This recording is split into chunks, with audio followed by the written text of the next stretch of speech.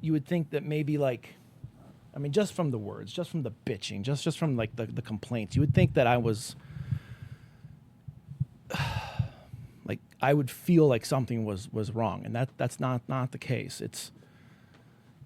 I don't feel like anything's wrong. I just feel like this is like the next transition. You know, I just feel like I'm at like the weird chapter where there's like so much white space. Like it just has like 3 sentences at the top of the page, and there's just white because they had to flip it over and says, you know, next chapter over here. I feel like I'm in that white space. Is that an optimistic white space or an like a shit? I got to write another page white space. Well, so that's a really good question because I don't feel negative. I've been very pessimistic for a very long time. That like something comes up, the ice cream is half empty. I have to go get more ice cream. Like how fucking self-entitled is that? But white people problem. Yeah, it's a super white person problem. Guess I have to pick another flavor. Yeah, right. Like, oh, my favorite flavor's not here. I guess I have to survive on something else. Everything's ruined. So this one flavor of mint chocolate chip doesn't exist anymore. Now I got to pick one of the other 40. And I got too many choices. That makes me sad. So I'm not feeling that sadness. I think just the looming constant dread of the political social anxiety is taking that place for me, but yeah. I'm not feeling even though I have all this shit happening and not happening, I'm still not stressed out by it. By all the big social stuff? No. Social stuff, yeah, heavily social, political. I'm stressed beyond belief. But like my life, the shit that's happening again or not happening, like, you know, work. I'm not really concerned, I guess. And concerned is the wrong word, but I'm not stressing about it. I'm not pent up about it. I've been reading a lot of Taoism lately. Are you? But like after the fact, because like what type of Taoism, from original authors? Yes. Or yes. Well, I'm reading about like what it is, stories about it. It's like stories they would teach in the I'm trying to remember the actual words of everything, but it's called The Way. Tao is the way. So there's like a collection of stories from old China. And one really resonates a lot. And like literally what I've been doing is like I've been feeling this way, and I don't know why I'm feeling this like contentment. I'm feeling very like, all right, the world is the way it is, and we have to travel down the river, but it doesn't mean we let the river decide where we go. You know, it's like fate, right? You ever see the movie Can't Hardly Wait? Yes. When the angel shows up, she had a quote in there that blew my mind, and I'm paraphrasing it, but she says, fate takes you to a fork in the road. Fate doesn't solve your problems for you. Fate doesn't like bring you the answer. It doesn't like change your life for you. It brings you to the precipice in order for you to make the decision. And I always thought that was really cool because I can believe in preordained fate. Do you? And I believe in synchronicity. I believe that the universe is linked and touches things in a very gentle yet flowing way. Like instead of the water hitting the rock and refusing to do anything about it, it just goes around it. But fate says the water will reconnect after the rock. So you believe in an order, so to speak.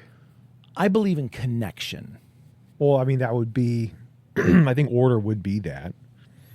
So like, you know, I think like a lot of the earlier founding fathers believed in that there is a God. He set up the rules and set the world spinning, and then he left. Rules is a very limiting way of thinking about it. Is it though? I mean, like physics is like the mother science. Mm-hmm. Like there's so many things that we know about physics, but there's so much more that we don't. But physics and the mathematics that we've established have kind of set the rules to allow us to see how that order happens. Like you can mathematically kind of say, you know, water flows this way because gravity moves it downhill, and right. you know, and the way things work is like high volume to low volume, and like you can kind of read it all, and there is a rule to it. But so okay, I like the idea. So rules, in that sense, I'm understanding you as more guiding guides, basically. Yeah, like I think seeing science is just like as a rule of thumb is probably a good way of saying it. I And we agree. call them laws, but Yeah. in our observable universe, I mean, they that's what work for most of the time. The Satanic Temple says is all decisions should be decided upon with your best idea of science. So, like, taking science into account is how you should think things through. Yeah, the scientific method. Yeah. Observable things. Right. So I think if that's what you're classifying as like rules, I would I would totally agree with that, because just because the universe is like leaving the there is no spoon, doesn't mean the universe is not also ising by itself. It's constantly exploding. It's constantly moving. Gravity exists. Time is a fucking construct made by us. It's not a physical fucking thing that we can observe and examine.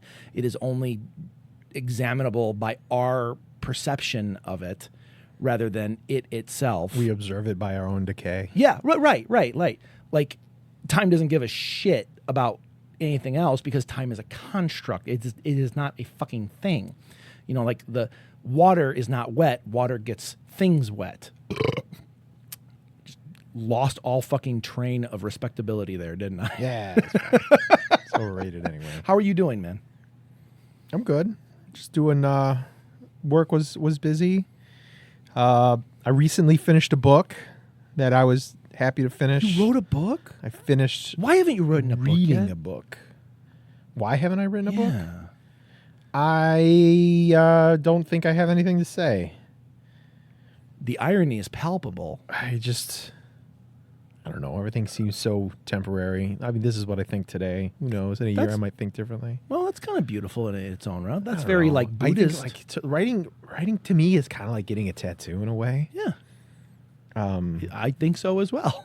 It's beautiful. It's artistic. It's expressionistic. Yeah, but I don't know. It feels like it's temporary. I think like since I try and read as much as I can, and I change my opinion on things as I read and learn. I think that's beautiful. And I think to write a book is, I would probably do like a journal over like writing something. Okay. What about you? Or like a podcast. Or a podcast, yeah. How's that going, by the way? It isn't. I've been busy doing work. And I do have to set that up. I really, really need to set that up. Okay, well, let me know. I can come over and help you if you want me to. But I might. you just finished a book. Let's talk about this book, did. because literally you said this upstairs and then you went silent. Like, Well, I think have so much to say. it is. Well, it's a very interesting book. I'm just trying to. I got to remember the name of the book. Sorry. Oh, it's called How Minds Change. It's by David McRaney. It was a really cool book. It's like the way that it started off was the guy was kind of, when they're trying to sell like a secret information and like only they can tell you that, it usually is a turn off to me. It's like, all right, you're fucking selling me something. It sounds like bullshit. But I don't know. It was kind of like a small ploy to just say like, hey, we've done lots of research on how minds change, and there's a methodology on how to do it. Which I don't know if I 100% agree with. I kind of agree with it, but it's interesting because they go into the evolution of how our brains came to be, which was kind of interesting. Like the idea that we evolved to make decisions. Was very interesting, and kind of like the way, the way that the brain evolved was, you got, a chemical was created to make us feel good. It is serotonin? It's serotonin. Yeah. So your brain is essentially in a big soup of serotonin, and you either make decisions based off of. It's kind of you're making decisions based off of expectations is really what decisions are. That makes complete sense. Yeah. Yeah. You're not. Yeah. It's just based off of your expectations. So perceptions. It's all perceptions. Yeah. So when you're making decisions on things, as you are taking information in, you're constantly, I think when they were talking about it, I think I reformulated it into something else. Okay. So this is the way that I kind of interpreted it. Was Perfect. the way that the world that you see is kind of like your own jigsaw puzzle. And there's no edges to it. It's just a jigsaw puzzle, and like what you want the puzzle to be is whatever your worldview is, right? And you're constantly, as you're taking in information, you're getting pieces. And sometimes the pieces fit really well, but more often than not, you're forced to either chisel away some of the piece to make it fit, or you're forced to chisel away some of your jigsaw to make it fit. Okay. And that's kind of like, that's how your construct is. Like, it's very difficult to not make up your mind. I mean, to like make huge decisions, like, who you vote for, like right now, like the people's political ideology, like people definitely have what the image of their jigsaw is, whether you're liberal, Democrat, or whatever, you already have your jigsaw, right? And you're either right now, there's more people that are like chiseling away the piece to make it fit than they are chiseling away their own piece, or chiseling away their jigsaw. And it's hard for you to change what your jigsaw is, because you're changing the piece. Like everything's always changing. It's hard to chisel away some of your own stuff. But they did say that there are things that will make a jigsaw completely reconfigure. And that is extreme loss, like huge, horrible shit events, like the loss of a loved one, or tragic events, like some sort of like massive injury to you. Like that is the only. Is that the book? That is the book. Okay, cool. It really is like. You really need to have something really fucked up happen, and it makes sense because it's a complete, it's a complete defiance of expectations. You're not getting the serotonin whatsoever. It's a complete drain of the serotonin, and it made me think of you with the loss of your mother recently. Okay, like you are put in a position to where your jigsaw is changing, and it made me worry for you a little bit that we're going through this political climate. And you're kind of being put in this situation to where you're, helping others and doing all this, your own stuff, but like not really helping yourself. But your brain's rewiring, so to speak, to create a new puzzle right now. Like you don't have to.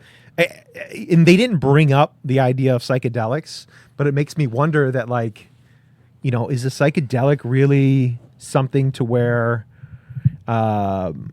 maybe like seeing the world in a completely different way that you do when you do see the world in psychedelics is in a way a catastrophic thing. And it made me think of ego death. I mean, they call it ego death, which you and I have talked about before. Yeah.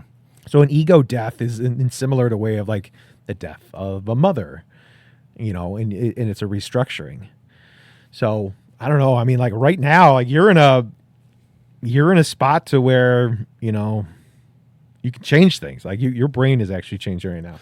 And I hope that it's going to be for good. And I am, it's odd that you're saying this. This is wildly interesting. You know how like when you're learning something and you're like figuring something out, and then someone says, "Oh, that's this," and you go, "Motherfucker, there's a word for this." Oh, it's amazing. I love that. That's how I felt when I got my ADD diagnosis. Right? It was like, "Oh fuck, I can see the edges of the puzzle. I understand that there are edges of the puzzle. I get to decide where they go, but it's like I understand that's where they are." And that's why the puzzle is here, okay? Like that was, again, I've said this before numerous times, the best day of my life. Because it just allowed my brain to go, oh shit, there's a reason, okay? So what you're saying right now is really falling into that mindset because, I mean, even Andy's mentioned it so many times in the last couple of months about like, I'm calmer, I'm more thoughtful, I'm trying not to talk about myself like a fucking narcissist because I'm dealt a lot with that in my life. Not. You ask others too much, and people care about you. But too. I like that. But that's what's important to me. I would much rather know about your day than tell you about mine. Well, I feel the same way. Unless I have something that I want to share. Well, unless you have a cool story. Like an info dumping or whatever. But it's never been about you. Like that's why I think you and I have always seen eye to eye on this kind of concept. Because your idea of info dumping is not to brag, but it's to share. It's to be like, I love you enough that I want you to feel this kind of thing that I'm feeling. Not because I want you to look at me and go, well, look what I did or look what I have, but it's to go, let's share in this together. I'm enjoying this so much. I want other people to have this feeling. That's how I've always felt about you. I mean, since the fucking 14 years old little giggling schoolgirls, you've always been that way. You've never been like, look at my girlfriend. It's always like, hey, do you want to come see Star Wars? The answer is yes. Yeah, there it is. The answer is yes, because I'm going to fucking enjoy it. You're going to fucking enjoy it. Yeah. So you've always had that bubble of give, you've never. I don't feel like I did when I was younger. Oh, I didn't like me when I was younger. To be completely honest, I think a lot of that was bravado masking insecurity. 100%. Because I think younger John had to deal with a lot of shit, both societal and home life. And I think you would put up that wall, kind of like the way the cliche goth, where it's like, don't look too close. That's why I dress this way, so you don't look too close. So if you keep people at arm's length, they're not going to see the tenderness, the quote unquote weakness behind the armor, I don't know. I'm sad I didn't see that when I was younger. I didn't see a lot of things when I was younger. Well, you don't know. Nobody knows. Yeah. You're all just figuring out everybody else. I mean, did you even know that when you were younger? Did you realize that was what you were doing? Or did that just come with time and you go, oh, fuck, that's... Reading books in time and just listening to people. Okay. People like Bob. Bob was very good at introspection. Which brings me to another part of the book. Oh, please, yeah. There is it's the idea of tribes, which is I actually know a little about. Okay. Please. So, something that I thought was really cool, and I'm happy. Speaking of Bob, our tribe, yeah, right. We totally have this awesome tribe. Yeah, they were saying that another thing that keeps you in check with your jigsaw and keeps it structured is your tribe. You don't want to lose your tribe because your expectations aren't just your expectations. It's often the group's expectations. I can see that. Yep. And, you hear a lot of people say well, you're being tribalistic and, you're making things by tribes. And you try and tell yourself, well, I'm not going to do that. I don't want to be tribalistic, and I'm going to try and tear those things down. It was interesting in this book. It's no, your brain is fucking tribalistic. Why would you do that? It's impossible. You're a fucking monkey that was part of a tribe, and you evolved, and your brain is literally hardwired to be tribalistic. So don't not be tribalistic, because that's how your puzzle pieces work. Your puzzle can be restructured by your tribe, or the loss of your tribe can be another really big one. They said a way to really guard yourself is to be a member of lots of different tribes. That makes so much sense. Dude, it made so much sense, because when I'm thinking of, I started seeing a huge correlation in between juggalos and MAGA. Ooh, big time. Break this the fuck down. Big time, because juggalos were, I always used to say they're the dregs of society, but they're accepted by these people. Right. Or even people who are flat earthers and stuff like that. Okay. QAnon. Yeah. They've been rejected by everybody else. Mm-hmm. They don't have a lot of tribes. So they got one tribe. And they put all their feet into that one. They have to. You gotta, our brains are designed to be tribalistic. If you're not accepted by everybody, you got to have a tribe, and you got to toe the line of the rules of the tribe. You're going to cut away you're going to really shim and cut away and carve off puzzle pieces of information coming in to fit into what your tribe says that your puzzle's supposed to look like. And if you only got one tribe, you're going to be doing a lot of whittling. Wow. And it makes sense. And I saw that with MAGA. I see it with juggalos. I see it with flat earthers, where you're like really kind of going with what the group says or else. And it does seem to kind of make a lot of sense. Being in lots of tribes is helpful. You can't have one tribe. I mean, isn't that the idea of like you're more well-rounded? There's more. God, I just lost my whole fucking train of thought. That makes sense. Like if you go to college, like that's a tribe, right. And you're in your group of people. Yeah. Well, you got to take all your other classes to keep you well-rounded, and those are all like little mini. Like you're not deep into it tribes, but I still remember like my non-Western civilization classes. Like, dude, like all parts of all these little tribes and all these things. And if you're not curious, and I think like that's probably the big thing. It's like if there's a lack of curiosity, it's hard. It's hard to join other tribes if you're not curious, or if you have social anxiety, or if you're socially awkward. Okay. It's really hard to get into those other tribes. Well, that makes sense. And I think maybe in America, maybe it isn't. No, I'm not going to say maybe. It's not. These people are stupid. It's there's a loneliness epidemic, and where people have one tribe, and if MAGA's going to take you in. Holy shit, yeah. Then, yeah, I could see them voting for Donald Trump. And you can see them reforming their views, reforming their life. Because they're going to cut, as long as they keep cutting those puzzle pieces to fit the group puzzle, they won't lose their tribe. So this is very interesting. Does the book go into this type of dynamic, or is this your architecture from the book? A little bit of both. Okay. Like the idea of the puzzle piece was mine and everything to try. Really? Yeah, it seemed to. I thought that would be like core fucking. The way you were talking about it, I thought that was like core theory right there. Well, it made sense to me, and he used like there's actual words and definitions that he was using. This is my interpretation of what he said. Again, fucking side rant. You need to be doing something.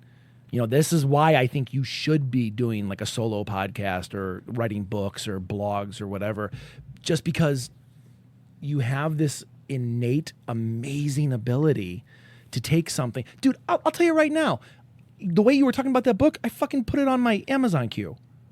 Not that I'm buying from Amazon, but it's a nice place to see everything really quickly. But I'm interested in this. And then what I'm ascertaining or understanding from what you're saying is that you are giving completely different language to what's being said in the book. And I'll be honest, dude, like educated doctrine to me does not click well. I don't fucking follow. I need to follow through story. I need to follow through emotional context, things like that. You have just broken this down into something that you said that fucking guy didn't even write in the book. And now I'm like, well, I just want to hear it from you now. I don't want to read the book. I just want to hear the whole thing from your point of view. Well, that's not good either. I mean, No, you really I'm do not need to saying read. that- no. Because you got to remember, like, even when he's breaking things down from, like, the original context. Yeah. I mean, I always think it's important to read from the original. Yes, and I agree, which, you brought up the whole, are you reading the original Tao, or are you, reading other stuff? And I'm doing both. And I totally agree with you. You should go back to the source.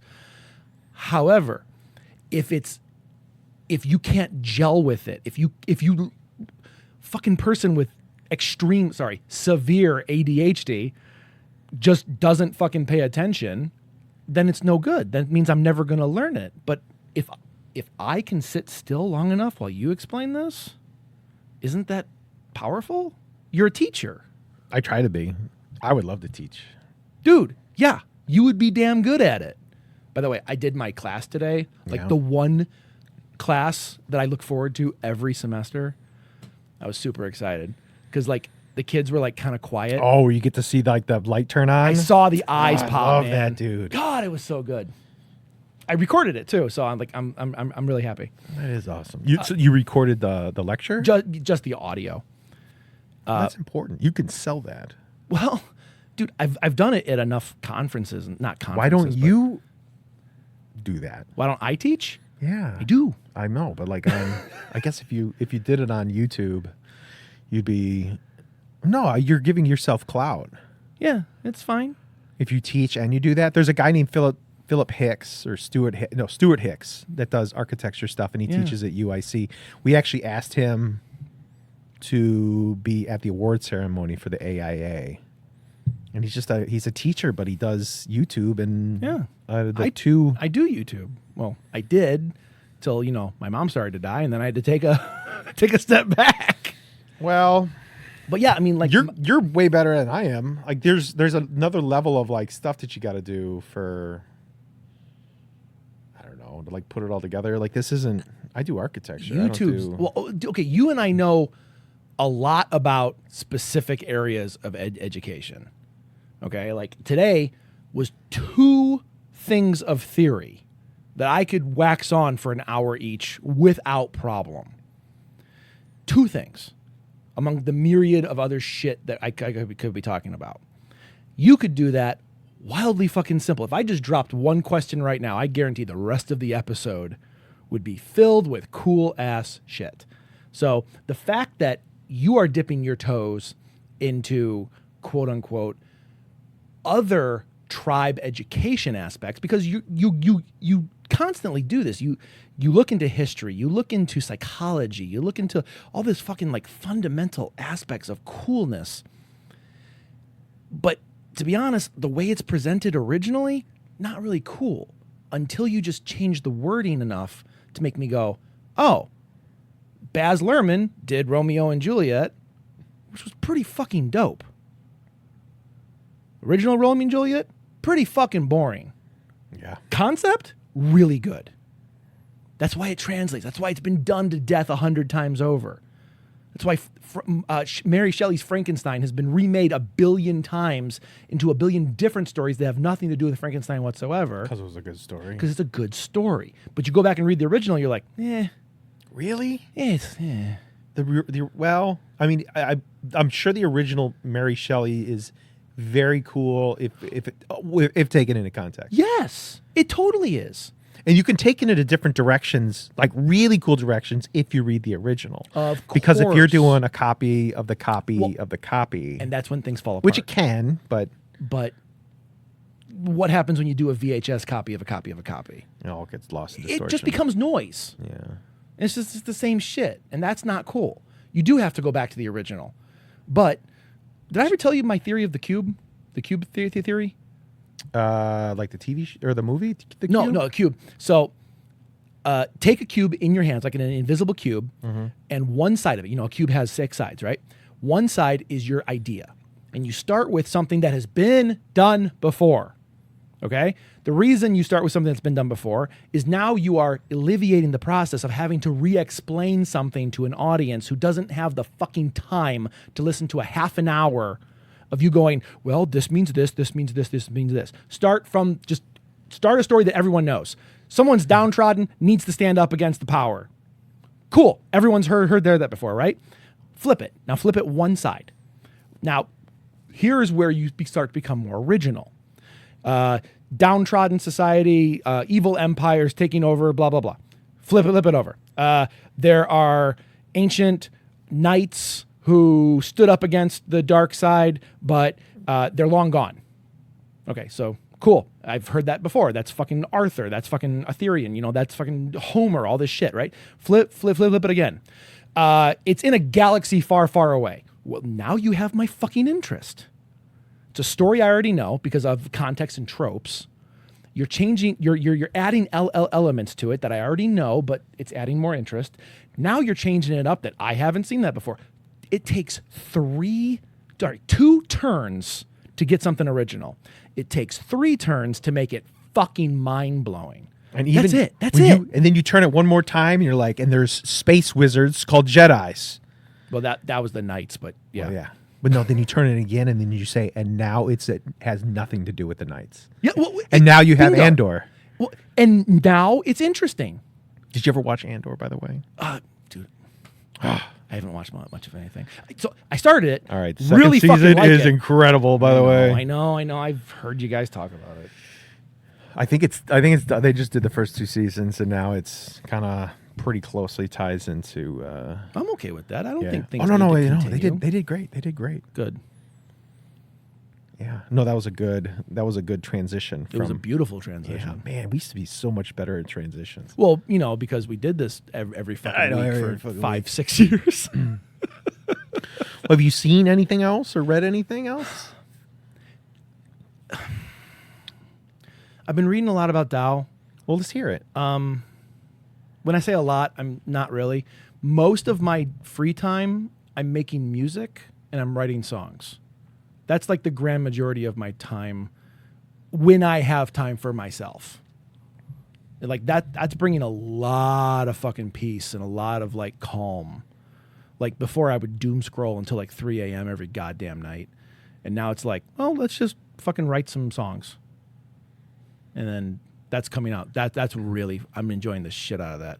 I've been slowly releasing them to another YouTube channel. Yeah. I bought a contract with a thing called DistroKid, where you can distribute your original music to the world, and put it on Spotify and Apple iTunes and all this other shit. And I'm slowly uploading to there, but I got over 140 songs. Most of them polished and done. Have you started getting any feedback from them yet? So I've been slowly releasing them, and one song got 500 views day one, and I thought that was really cool. I've never posted anything that got like kind of popped off that fast, and the comments are mostly pretty fucking nice. Yeah. Yeah. What was the drive behind this song? So I've had 3 songs so far, kind of like, because I've heard some of this stuff and it's pretty thematic. Yeah. Was this one of the thematic ones? This is not those thematic. I created a fake pop idol. Yeah, you told me about that. And I created a backstory. Like, basically, I did it as like a thought experiment to kind of keep my brain going, to keep work related in my head. So I created an entire branding roadmap, a backstory. I created branding elements. I created marketability aspects for a fake person. And then I created like their social life, their real quote unquote social life. Like who is her brother? Who is her arch rival? Who is, her friends? Are there photos involved with this? AI art? Yeah. Yeah, but that's as far as that goes. But then so like every song I'm writing with the context of who is this person? Why are they making this song? Versus it's just a song I want to make. I want to do a song that would match this person's reality. And that is, oh my God, dude, I am having a fucking blast. And one of the songs is Love is Love. And it's all about like, it doesn't matter who you love, right? Like you don't get to choose who you love. That's not a fucking option. So saying that, gay is a choice or transgender is a choice, like fuck you. It's very much not. So I posted the song and it got 500 hits day one. And it's up to like 980 right now after like 4 days. Fuck yeah, dude. I did a song about Death Note, the anime. Yeah. And it's told from the point of view of a girl, my main girl, who is writing in a journal about her dating experience. And it's all about like, hey, I go on these first dates and then they just go missing. And she has no idea it's a Death Note. And she just thinks the imaginary friend is just following her around. Did you release it on like a Death Note subreddit? No, because I'm really hesitant to do that because I think that's really kind of pandering and like it's too begging. on the nose out there. Huh? I mean, that's the people who would appreciate it, though. Yeah, I mean, I would hope so, but I think people look really down on that. I mean, I don't, but I know other people do. They're like, stop posting your own shit. That shit gets tiring. I'm going to eventually, but I just posted it. I didn't fucking advertise it. I didn't link it anywhere except for Facebook after a few days. But that one got up to like 600, 500 views. And then I did another one. I did a series of 6 songs that, the concept of the final girl in a slasher film? Yes. Like the one who survives, the one who has to, like, she has to be a virgin, blah, blah, blah. I told One of the famous final girls for Friday the 13th recently passed away within the past week. Really? I don't remember her name, but it was a big one. Oh, from the first movie, or like the series? It was from the series. Oh, okay. I'm trying to remember. Anyway, Final Girl. Oh, so I did the Final Girl aspect from 6 points of view. So like one of them is all about being a badass and standing up for yourself, and one's all about fucking freaking the fuck out and wanting to be left alone, and the other one's like, hey, I played a final girl in a movie and you think I'm the final girl, but I have no fucking context of what that really takes in real life. And That's interesting. one of those songs popped the fuck off, and it was on YouTube's recommended list, and it got a bunch of views day one, and then it just like petered out. But I got some pretty cool comments from that. That was nice. Yeah. Well, that's awesome. So my goal is to release like 4 or 5 songs per week. I have a few albums done. The Hitchhiker's Guide to the Galaxy album is coming out this week. Yeah. Really happy with it. The Cyberpunk album I have done. I'm working on the Marvel Comics album right now. Like looking at all like the really strong, positive female characters. The lesser known ones. I didn't want to touch on any of the bigger names because that shit's been done to death. But who the fuck's done a song about, dust? Like a comic book character, Dust? Yeah. Nobody. And not that I know. I don't even know. Spiral or I've never heard of Dust. or the Cuckoos. So that song came out fucking great. I'm excited about that one. Good. Are you going to do any DC ones? No, fuck DC. Pez is going to be pissed right now. No. To be honest, like I don't know enough about DC, and since I am writing the songs, I at least need to make it sound like I give a shit about the subject matter, and I just don't know the subject matter well enough. But I was really into X-Men for a long time, so I know those guys fairly well. Well, that's enough of that topic. Next chapter. Did you? Oh, speaking of next chapter, have you been writing any of your writing anymore? I have not. I kind of put that on hold. John, ADHD is a son of a bitch. It's called hyperfixating, which I made a whole album about. It's called Nero Spicy. I went back and rewrote like the first chapter recently, just because some of the shit in there felt really kind of like shitty. So I just cleaned it up a little bit, explained a little bit more. But I'm gonna finish it up. I'm gonna finish the book probably this year, and then just fucking put it out and just forget about it. It's not very good. I recently read a book from a family member of mine that they wrote, and they asked me to comment on it. Comment or review? I don't know. And the thing is interesting. I haven't even talked to them about it yet. They don't know about this podcast, so I can say whatever I want. I was literally holding up a finger Yeah. to be like, "Are you sure?" No, I mean I'll be vaguely Sure. I'll be vaguely vague about it. But they asked me to read a book that they recently wrote. It is somebody in my family I haven't talked to in a really long time. I've only seen them like maybe a handful of times over the past 20 years. Recently started talking with them again. He just like, I don't know what made him do it, but he just had an urge to write his life story, or like, yeah, it was just his whole life story. It's an autobiography. Yeah. So when I talked to him about it, he essentially said that it's autobiographical, and he says that it's mostly true. So I don't know. Kind of when I was talking with him, he was saying how he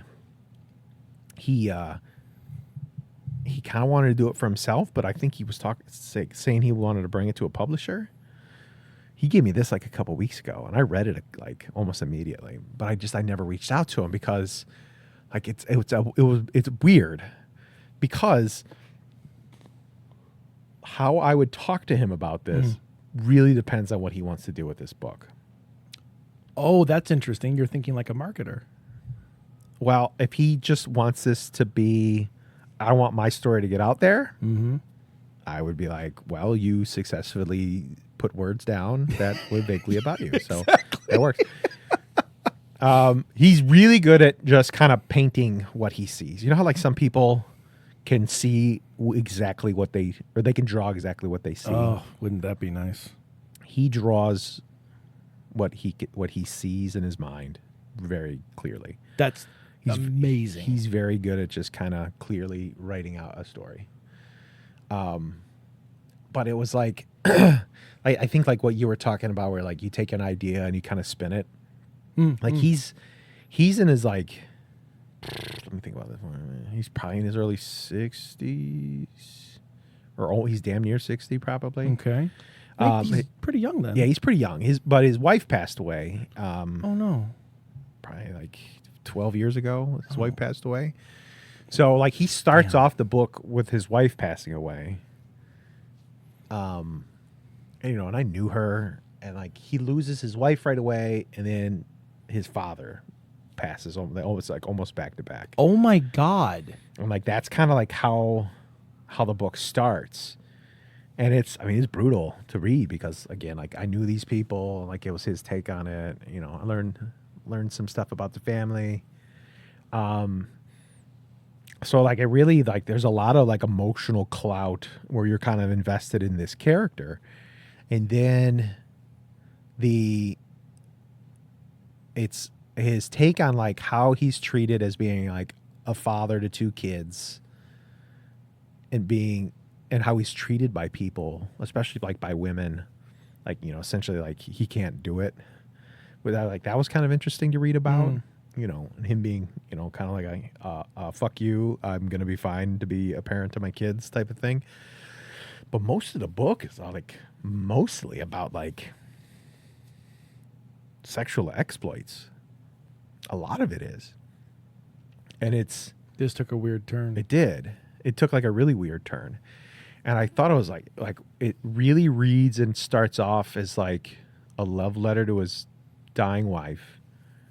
And then kind of turns into, it feels a lot like Catcher in the Rye. Where in the beginning of Catcher in the Rye, there's like a kid who has like, he's kicked out of school. So he has like this bad thing happens. So he has kind of like this emotional collateral that like he can turn in, and he does all these bad things. But when you read Catcher in the Rye, it's a kid. Like this is a guy in his like a upper middle class, middle-aged guy. And it doesn't, it's really like, I'm not rooting for him. I'm not rooting for the character. So I can't like really, I don't know what's real and what isn't. Again, like it's a lot of sexual exploits. And it like, I feel like a lot of that collateral is just pissed away. And it's weird. And so, but he tells the story in a linear fashion. Okay. And like, there's a part of me that kind of like wants to tell him like, to make this really cool, if you took the beginning of the novel, where you like had all this heartache, and kind of overlay two separate stories that kind of go back and forth, almost as a dialogue of a guy in great loss on one end. Yeah. And then overlay it over these exploits, because like as he's going through it, like he's really, again, like you're not rooting for him. He's making, I would argue, bad decisions. Okay. He's like blaming people for his problems, and like really kind of being like really morally like gray at best. Bad character. Yeah, it's like a really like, it's like not a character you'd ever want to root for. Yeah. And at the end, like there's no like really happy ending. It's just like a bitter man. Well, let's just go on the record and say you and I both enjoy not happy endings if it's earned for the story. If it's earned for the story, but it's just like I'm watching what turned out, like started as a love letter and just turned into like a really just bitter, sad story about a guy who just blames everybody else for his problems. Which sounds like a first act of a story. No, his first act is the loss. But that sounds compelling. It was very compelling. You're like, fuck, man, he's like really building this. Like you're really wanting to root for the guy. Yeah. That's why our heroes need to fall. Yes. Which made me wonder, like, all right, if you like overlay this awesome first act and extend it out, Yes. and you pick like these interesting points of like where these exploits kind of start, of like as he's losing his wife, but he's losing this girl who you could tell he's like, it kind of went to like, there's two women that kind of fought for him, and they're both fucking lunatics, and like you're kind of rooting for one over the other, but like, and he's just awful to both of them.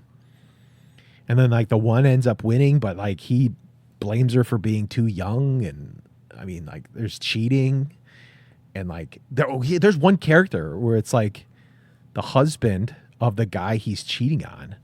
I'm like he really builds him up to be this foil, but like he just essentially like blames him for being a loser for why he cheated on him with his wife, and you're like, and I'm thinking like, God, like this character, like the husband of the guy you're cheating on, like I really wanted to hear more about this guy, because like the way that he like talked down to him of being like, well, he's just a loser and he deserved it because he didn't think I'd be able to fuck his wife anyway, and it's like, ugh, gross. Why are we spending so much time on the villain? I know. I was like, well, like he spent a lot of time justifying why he cheated on the wife, and it's just a really piss poor. That sounds like he's just self-delusional. I know, and it's very self-delusional, and so it made me like, it's sociopath behavior. it is very sociopath behavior, which I said, like, it's really hard to root for him. But like, if you could overlay all of that collateral from that previous first act over the top of all this, and kind of like where you cut and where this loss happens at these other like parts within the other story, I think it like actually becomes really compelling to have like, it's two stories of loss. That sounds interesting. That sounds earned. And I use the word earned a lot when it comes to stories, because if you don't earn the award, the win, the loss, if you don't earn what's happening, your audience doesn't give a shit. Like if everything just happens or you fight against everything, it's stupid. It's not a good story. That's a bad story. If the main character has this horrible thing happen in Act 1, I mean, that's writing 101. That's fucking a great place to start. Yeah. I'm not trying to say it's a great thing that happened. I'm saying story element wise, that's strong. But that theme needs to come back through the entire book. Yeah. And if it doesn't, why even mention it to begin with? You're just kind of like, yeah, like I said, like he's really pissing away a lot of this built up equity in like what this story could be into just sad. It's like somebody writing about being depressed, but they don't know they're depressed, which can be compelling. It can in be its own right, but I mean, at the end, like the ending was like a really tropey, like, you know, sailboat into the sunset ending. But that doesn't sound. But with like earned. Yeah, it wasn't earned. And it's like, I don't feel like you learned anything. Yeah, like, that's. There's like this thing where he thinks like, I don't know if he like wrote it thinking that like he learned this great thing, but like as somebody reading it outside, it's like, ugh, dude, you just. It's just something, but it's not great. But if you put all this stuff over the top of it, would be. So when I first started this, I said, I really want to know what he wants to do with this. What the point of the book, where like, it's going to go. And I really want to tell him, like, that's what I was like, but I know these people that he lost, yeah. You know, yeah. And it's kind of gross to think like, hey, like if you're going to sell this, right, let's like right. milk the loss of your wife and your father to overlay it onto this to make your shitty story. No, I don't want to say shitty story. Like your story of somebody who's going down a shitty path. Yeah, okay. Be more compelling. And like, I don't know if I'm going to talk to him again. Like he gave me the book and then he never talked to me, or I don't know. He usually wants to talk politics, and I don't want to talk politics with him, but he doesn't want to talk politics. He wants to talk politics at you. Yes, he wants to talk at me about politics, Yes. which is very frustrating. I don't know. He thinks I'm 8 years old. because he's known me my whole life, but it's frustrating. Yeah. I have a word for that, actually. But he's, I don't know, like it could be this really great story, but like I don't know how to ask him. Like, did you intentionally write an ugly character? Well, so that's But where like I that's thought you were him. going to go. That's him. Like I was like, did you intentionally write yourself to be this gross character? Or you know what I mean? No, Like, no, exactly. So that's where I it thought you gets were going to go. compelling if you do these two things on top of each other. It becomes compelling as a But like if I tell him normal like story. you're like you're not the hero at the end. Correct. You are not the hero at the end. You're only the hero if you see why you made these decisions by seeing the losses you go through. The fucking story circle is the circle for a reason. Yeah, like he did not like nothing was learned at the end. Yeah, that's not a story. Like, that's a linear line. Yeah, like it's a straight down. That's a it really sled hill. Like it starts it starts going down, then it goes up, and then it fucking tanks. And all in the first act. Oh my god. And then it goes below water. Oh my god. For the rest of it. I mean, it really starts to take off when he starts talking about how people treated him after he lost his wife. And then it just goes downhill from there. So, devil's advocate, sitting on the side of this, who has not read the book, but just hearing it from context,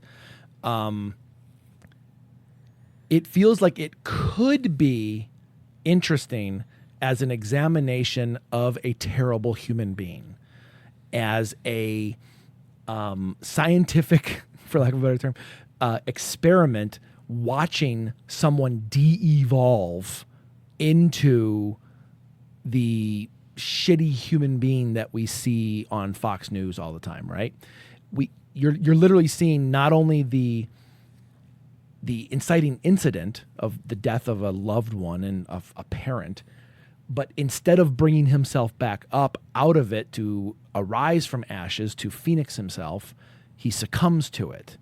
And it's a good examination of how someone can trickle down into worse and worse and worse and worse and worse. Now, again, you're still right in that scenario. He's not the hero. He's not the protagonist. I think he thought he was the hero at the end. I don't understand how, with how you've said it. Now, he thinks that like him letting this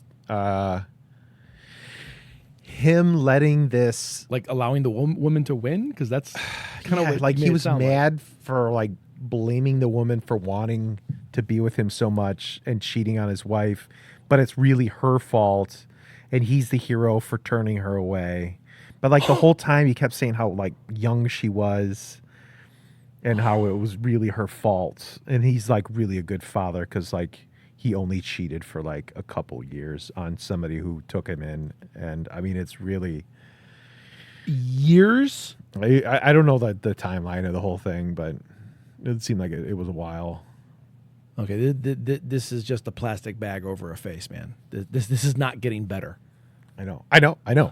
Like it's hard to. But he wrote it as like he was a shining example of like, look what you made me do. No, God, what a bummer. I'm really sorry. But again, like, yeah. So it's like it's really hard for me. I don't know how I'm gonna have this conversation. Okay, like, but I mean, be flat out. Do you want to have the conversation? Yeah. With him? No. I don't know.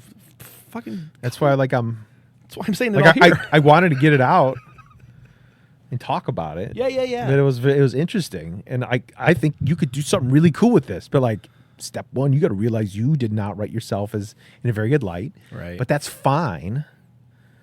You could do this other cool thing, but like you got to kind of pimp out these other deaths to do it. Yeah. Right. Totally. And you can like, and if you chop this up in a way where like you see the loss happen as the dive happens, it becomes really cool.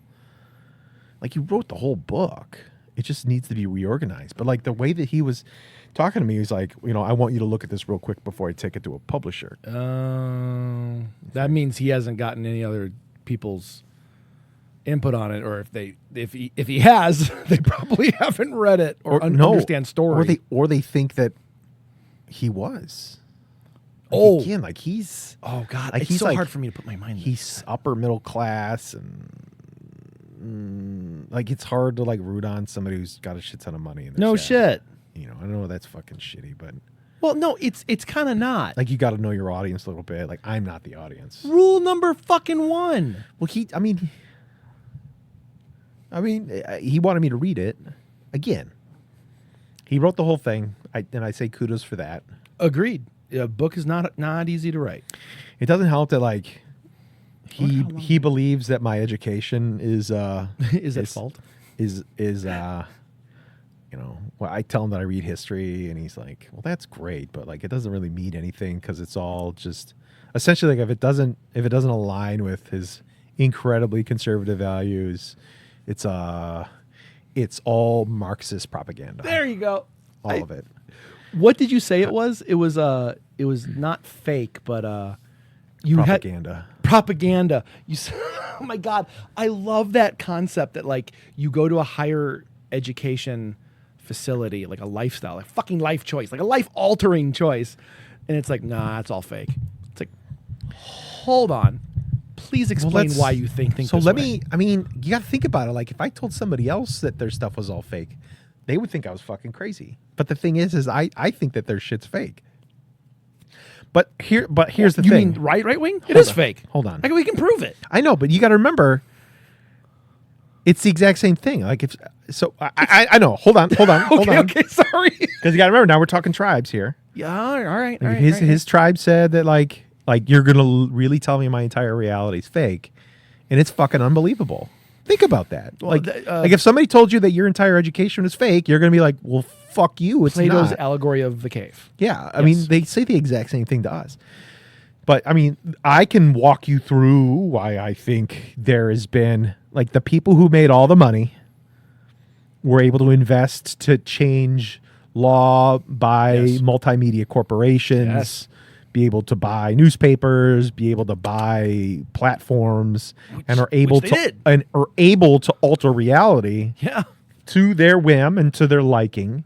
The other side is hundreds, if not thousands of years of discourse of like the spoken word. And it's not like, it isn't for or against, they're just arguments for whose side is better.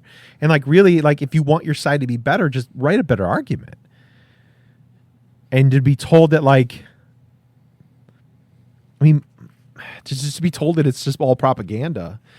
So, and the thing with Marxism is like Marx just flat out says like, you know, there's a clash in between the working class and the capitalists, and I'll go even further back. I don't know when we ever talk about this. Like when you think of Marxism and you think socialism and communism, just think poor people. That's really all that it is. It's nothing new. He didn't invent it. He just said like, yeah, for thousands of years you had poor people and you had people who weren't poor, like the people who got all the shit, and those people have been fighting forever. Yep.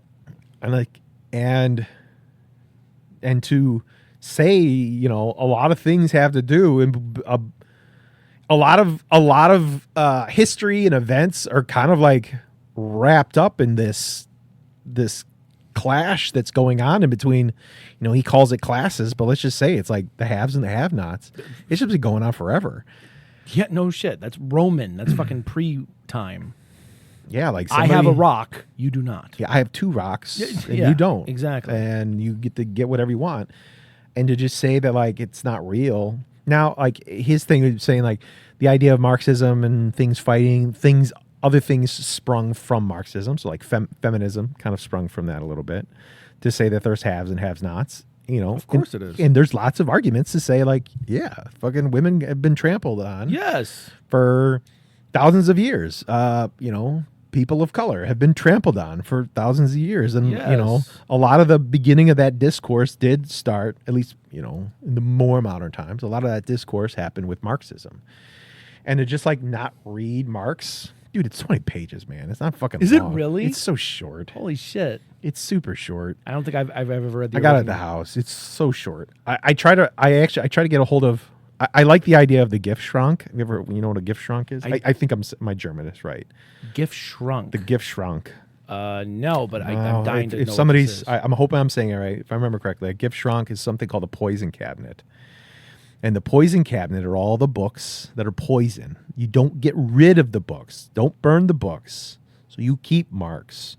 You keep Mein Kampf. You got to like keep these books. You got to have your poison cabinet in your library of all the bad things, so you can remember them. If you get rid of Mein Kampf, you're doomed to repeat Mein Kampf. Somebody else is going to come up with the same shit. Okay, yeah, no, completely. Poison cabinet. And I have tried to buy Mein Kampf so many times. Yeah. And I'm definitely on a list somewhere. It's so hard to get it. The Internet Archive.org is a great source. Yeah, but I want the book. I get it, but there was a website that I tried to buy it from, and like if you buy it, it goes directly to like Holocaust Memorial stuff. Oh, I tried to buy it from them, and I was like on a list to buy it from them, and I was like on hold for months, and then they just finally said you can't have it. I was like, man, like I don't want to like give it up to like that would be the one. Like if I'm gonna give up the money for Mein Kampf, well, I want it to at least go to like some sort of positive cause. Yes, exactly, for the idea of the gift shrunk. God, and knowing you, like, I'm sure like part of the fear is it going to someone who would use it for illicit activity. I really like. Can I buy it off of like eBay right now? Yeah, but like the type of guy that would want to sell. That's what I'm thinking. Oh yeah, so Mein Kampf is the exact example of the gift shrunk of the gift shrunk. Yeah, and Marx is on there too, and just fucking read it, man. Don't burn books. Keep them so you know. Yeah. Hidden and forbidden objects. Mm-hmm. So I kind of do that with movies, actually. Like movies that I'm like, I'm never going to watch this again. It's fucking disgusting. It's vile and horrible. Like August Underground? Like August Underground or 120 Days of Salo or Salo. Serbian film. I'm not going to get rid of them. Would you put a Human Centipede on that? Human Centipede is so fucking. It looks so good. Okay, the first one. It's gross. The first one is shot so goddamn well. It's such good camera work and good lighting. The first one is really good. So I don't know if I would actually. I would teach. Or I would have that as like a what to do. I mean, obviously it works. Like people talk about. Well, they talk about that. It made its way to South Park. Sorry, I cut you off. No. It was fucking beautiful. It's a great side. Human Centipede is one of those movies where it's like, it's a concept, right? Like there are movies out there that are so fucking vile that like you can't watch. It's not about the concept. It's about truly trying to make something inhuman. So I like the idea of a gift shrunk for a book was like, it was these ideas that created an avalanche of other things, like you know thoughts, feelings, things. Thoughts, to go feelings. after. Like it was an idea that like blossomed out of these things. Okay. Is there really an idea that's blossoming out of these films? So that's where I think most of the vile films that I've seen have some type of Rubicon. Like it gets to a certain point where it's like a character or the story will shift a little bit, and they'll start to see the error of their ways or something like that. That's most of the time, right? But then you have even August Underground. Well, August Underground, the girl at the end got away, or so we think, right? For those who are not familiar with the movie, it's a brilliant fucking movie for one reason alone. That Congress thought it was real? No. Or the FBI? I mean, that FBI thought it was real, and they had to make a documentary to prove that the girls were still alive. I mean, that right there unto itself, like, kind of like really is something. No, hold up. Yeah, hold it's amazing. Yeah, like a thing about media. Yeah. Of like how you can really manipulate at that high of a level with just film. I mean, I guess there's something that's really, not just film, but like you can make fiction realer than real. Yeah. I actually thought about this today. Literally, the two images you put next to each other creates a story in someone's head that you are not actually saying. By putting image A next to image B and not saying a goddamn word, you are creating a story in the mind of an audience. Isn't that crazy? It's amazing. Your mind is literally a machine that just wants to make sense out of nothing. Right. And your brain can't help it. I mean, this goes back to dawn of fucking existence. You know, like if there's a tiger running at me, your mind goes, he's probably going to eat me. So you fucking leave. It's a decision maker. It's evolution. It's at our core fucking value.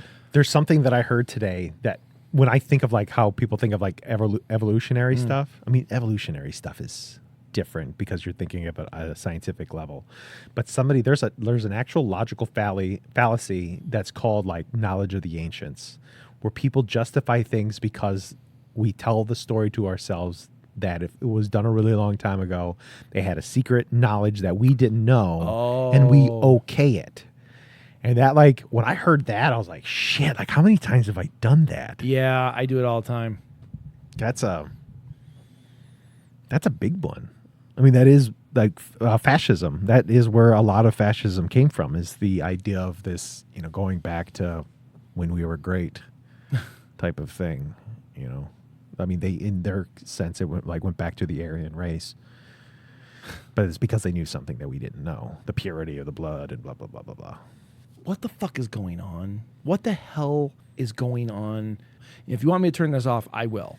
But I want to have this conversation. No, that's fine. I will cut it off. No. All right. Well, do you want to cut it off? I kind of do.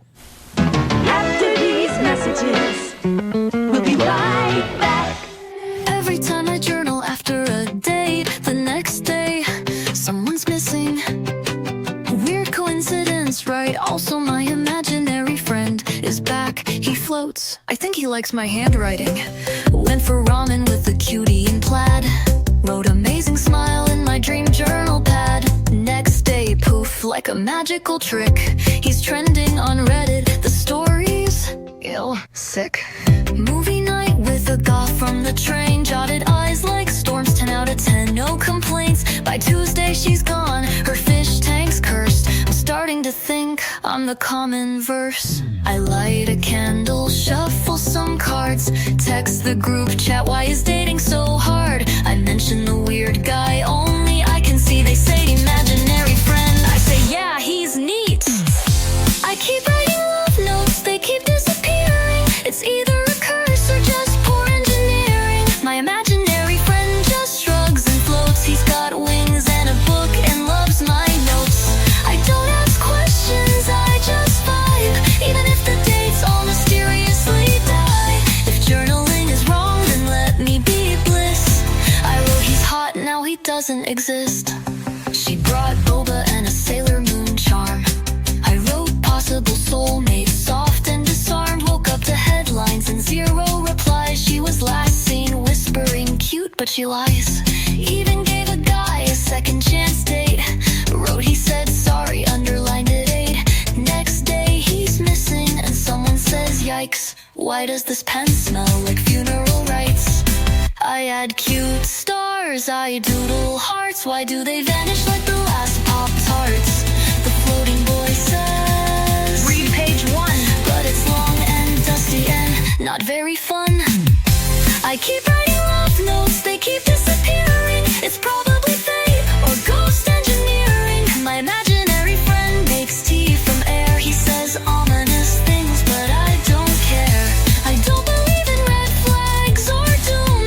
Just write in pink gel ink in my room. And if they vanish, that's the score. At least my journal's got space for more. It's not my fault. It's not my fault. It's not my fault. Shit, it might be my fault. Wrote perfect kiss, then added a song. Now she's gone and the day feels wrong. My imaginary friend looks over my shoulder, observant and hoary. He said you're good at this, I said at writing love stories. Maybe I'll skim the intro tonight, or draw more kitties with big cute bites.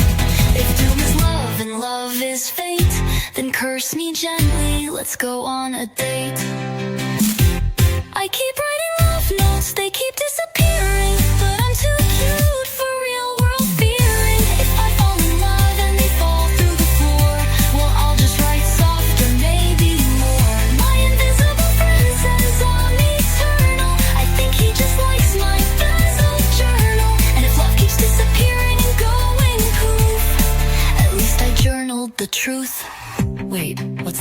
First page, whoever's name is written.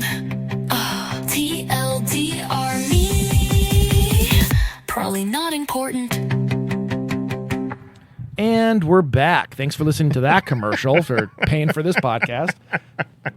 So where were we? Care Bears versus Ewoks? Care Bear stare. But I mean, but seriously, like how can you see this? So that working? book that I read about The Changing Minds. Changing Minds. They did say that there is a thing. If you have lots of tribes, the way you get into there is like, if you can get an influential person inside of a tribe to change their mind, it can change the mind of the entire tribe. Wait, what you were talking about? Yeah. So if you can, like, but you have to be in that tribe though. You know what I mean? Yeah, right, because why would someone pay attention to you if they didn't And see you as the an thing equal? that changes minds are catastrophic events and stuff like that. Okay. If people lose enough, Okay. and enough people start to change their mind in that tribe, then the rest of the tribe would change. You got to remember, even overall, and we're going to exclude North Korea out of this. Okay. No fascist regime ever existed for a long time. They've all petered out quickly. They just don't last. That's true. And it's because everybody has in their brains a soup of serotonin that has an expectation to have it work and work well. And if it doesn't, then catastrophic shit can happen. People need their serotonin kick.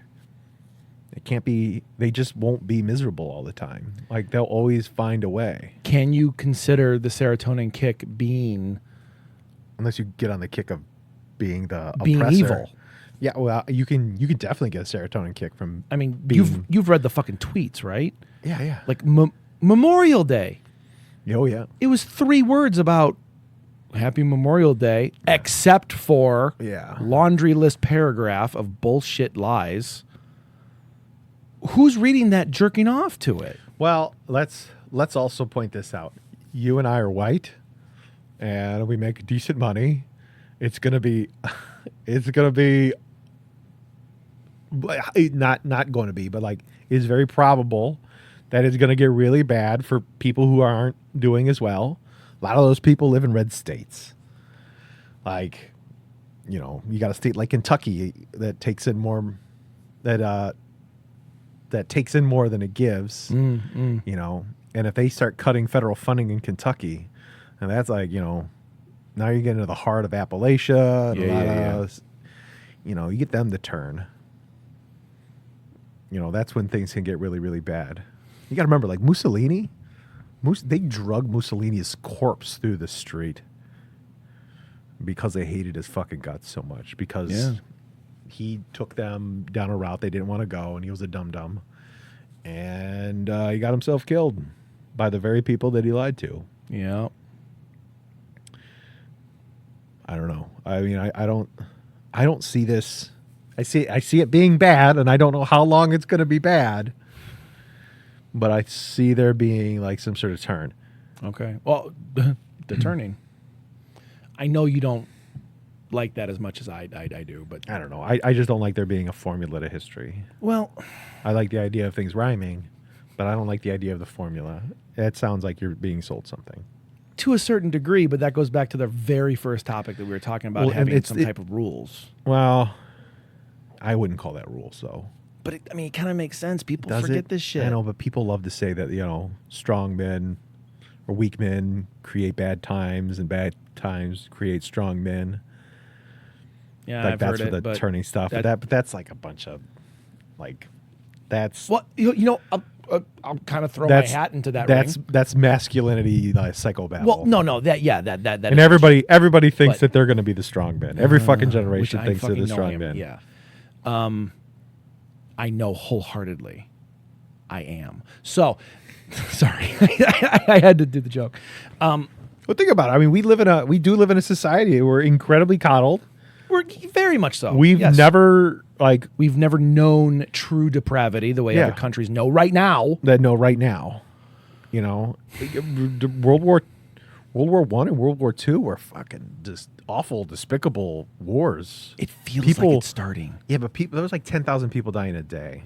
Well, that's at its heyday. That wasn't the precipice. That wasn't the start of it. I mean, you want to really talk how gross this can get. I mean, like, think about like all the warfare that can happen with drone warfare now and AI technology. I mean, dude, people could be slaughtered. By the fucking way, AI chains are off. Did you see that?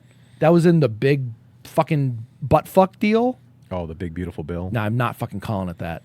The big beautiful butt fuck. Big beautiful baby butt fuck. That was the fucking shit in there is horrendous. And one of the things was the straps are off for AI regulation. Well, I thought they were putting the like you can get a felony if you're. That's the other thing. So straps are off for AI, right? Meaning what it can be used for is no longer held criminal, except, and I will show you the fucking wording, which is why it shocked me so goddamn much that I made that message to the group, was that if we don't like it, if it's against someone else, and who is someone else? Someone else is the people in power who can make the fucking decisions, right? Yeah. They can deem it as an act of treason, terrorism, whatever. The actual wording is real or fake. So if you do an AI thing that's against us, we can take it down and now you're held, criminally responsible. If you post a clip of a video or a news article that shows a real thing like, no, you just said this, you're dumb as shit for saying you didn't, here's the proof and evidence, they can come after you for the exact same thing by showing the fucking proof. Why the fuck would we consider Well, this is why the courts are gonna be important. Yes, but why?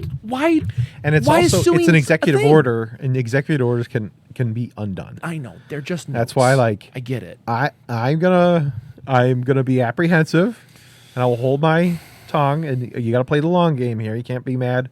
You can absolutely be mad, Dude, about I've everything. gotten really good at being mad the last half Yeah, year. You can be mad about everything. I think my ass will start to slam shut if I see like real, true manipulation of elections in 26. Yes, obviously. But what about fucking ICE? Oh yeah, no, that's fucking terrifying. Fucking Gestapo. Oh yeah. And how fucking asshole-ish of was it Johnson or someone else coming out and saying, don't call them Gestapo, don't compare them to true evil. Motherfucker, they are. I know. like no. I don't. It is very frustrating when people like clutch their poor. Like my uncle. My uncle did tell me, he's like, "Do you?" I don't know. He's like, well, he does like all these like purity tests to make sure that you're on the right side of history and shit like that. He's one. I bet you wanted Trump to die, and I'm like, well, I wasn't cheering him on. I told him, I was like, people called me a hero when I killed people for my government that had nothing to do and did less damage to this country than Trump did. I said I would have I'm not gonna cheer the guy on, but and I know that had he been killed, it would have been a bloodbath, and that the right would have rose up. Right. And then like he started going on, see, I told you wanted him dead. Like he didn't even read what I wrote. He just he just went on a tirade about how I wanted all these people dead. But I mean, It's furthest thing from the truth. he also said like January 6th is it was not an insurrection. I was like, he's like, did you think it was an insurrection? Again, another purity test. I'm like, yeah, by definition. Yes, flat out. Like And he's like, absolutely not. Period. End of discussion. It wasn't an insurrection. I know people that were there. all right, cool. Then you're held And I'm liable. like, well, he's like, and they said that they didn't see anything and it wasn't bad. I was like, I was like, dude, there was like all this video and the actual Capitol Police said that it was. Well, that could be manipulated, right? I was like, oh my I god. know. Oh, dude. So this was a good one. He knows that I read a lot of history books. Like at some points, I literally he'll like come out with some fucking cockamamie shit, and I'll just give him like 10 or 12 books. It's like, read these and talk to me then later. Just read these and talk to me. Like, it's hard. That's when he started telling me that my education was a myth. Well, because he doesn't want to read. Reading's hard, John. Yeah. Well, he says, yeah. Essentially, he said that there was 2 books that he's like, I don't read a lot of books. I only want to write them now. Okay. So he told me 2 books. 2 books that he said would change my life. Yeah, okay. 2 books that he said would change my life. Yeah. Yeah. It's everybody else's fault. Is that the name of the book? No. That's a great title. That would be a great title. At least it's self-aware then. He said Ron DeSantis's Off. biography. No, fuck you. He said it was a game changer for him. Oh my God. And, yeah. So he would. When I was telling him that, like, the Nazi Germany was a far right, Political. it was a far right thing that occurred. Yeah, right. And he's like, well, actually, those were all socialists, and I was like, well, okay, sure, like, technically, yeah. I mean, it was a working class that rose up, sure. Yeah. I was like, but it was a populist movement made forth by a demigod who told lies to the middle class and who worked in cahoots with the industrialists to slaughter millions of people and create world war. Yeah. He's like, well, you don't know anything about it. Telling me I don't know anything about it. Wow, that's a good argument. And he told me that I needed to read a book. He's like, if you really, this was another one, big game changer. He's like, definitely got to read this book. I looked it up. It was like it's a $70 book, but it's about Nazi Germany written in, wait for it, 1934. And I was like, you realize, like, this was written 10 years too early. Like, more happened after 1934, right? It's like me reading. It's like reading a book about Enron in 1989 when you should be reading it about Enron in 1999. It's going to be 2 very different books. Was the book written by Goebbels and Riefenstahl? No, it wasn't. No, okay. But I mean, it's like, I was like, you're like, if you could cherry pick what you're reading, Jesus Christ. if you can cherry pick what you're reading, yeah. Yeah, don't just read one fucking source. That's one of my favorite things. Well, if he likes it, it's real. If it goes with Yeah. what he's saying, it's So- real. I've read hundreds of books, yeah. and none of those Obviously, are real. it's all fake. Yeah, so those are all fake. why isn't he Yeah, invited he told me to Thanksgiving? He told me that I'm just cherry picking what I want to read. Really, of all your books, Yeah. because I've seen your library and you're cherry picking very Yeah. few. I've even told him Jesus like I literally will read. I'll take the time to read a book from somebody who I don't agree with just to see what the hell they're talking about. Always respected the shit out of that about you. And you can learn stuff. Like, even if it's not stuff that Of you agree course. with, you can always learn. Of course you can. But to just outright call it not real? Oh my God, it's so frustrating. well, because they can't argue it. Yeah, he's not going. Because He's once not going to logic, Thanksgiving anytime soon. yeah. Actually, my mom and my brother like don't ever want to talk to him ever. Oh, again. that's great. Yeah. So I'm like, seriously, like, being able to cut family off, or just people who, that's what my mom had. Like, when my mom got diagnosed with stage 4 cancer, she was a little bummed. Like, she tried to keep the dark humor going and the concept, but she was bummed because she thought at this point in her timeline with me, she should be giving me like all this like sage advice and wise wisdom, and she felt really fucking sad that she couldn't. And the beautiful irony was that up until the last moment, she was giving me fucking amazing shit just by her like saying shit. Like, she wasn't trying to come up with like good things. She would just say stuff that like right now is just resonating to fucking all hell. One of the last things she ever said that was coherent was, how arrogant is it of us to think there are only 2 places to go when we die? And I wrote it down. wow, like, that is like how fucking arrogant. 2 places. Like, even in like your wildest dreams, even if it's made up, the idea that we only have 2. Wow, I never even thought of that. Yeah. That does seem ridiculous. Like, she said so many fucking things, and she would say, like, all the time, she goes, well, that's your perception. You are perceiving it as this way through your lens. So take into consideration everybody else's perception. And for those who can't, I'm paraphrasing this part, but like for those who can't, they're not interested. They're not trying to They're not see curious. through. They're not curious. They're not trying to expand their knowledge. They're in that little pocket of the tribe because they're safe. They don't have to fight anyone else. They don't have to expand their territory. They don't have to grow their legions to become stronger. They think, well, they are the way they think of us. Well, I have my TV. I'm not going to fight about this. I'm not going to do anything. I'm totally happy. I'm a little weenie whiny wuss, and everyone else will do this shit for me. That's who they are. They're the ones who are like, well, no, wait. What you're saying is false. It's fake. Or do they only have one tribe? Yeah. No, that's what I'm saying. I know, but I mean, like, that's... They have that one tribe, but that doesn't make them okay.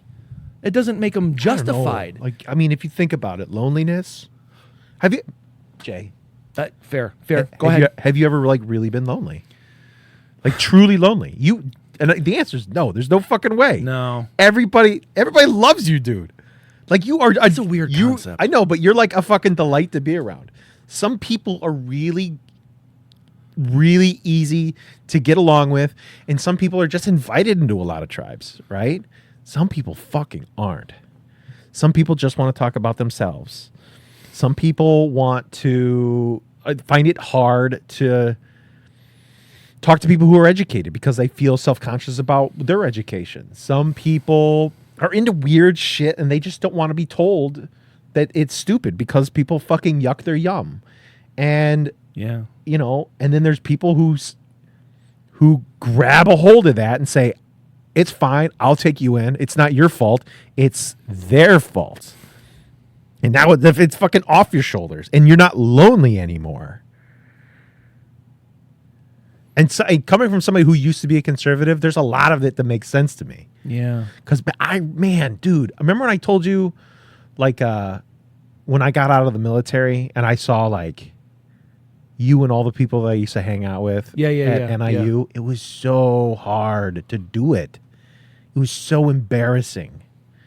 And I like, all I had was to talk about my stories about the military. It's all I had.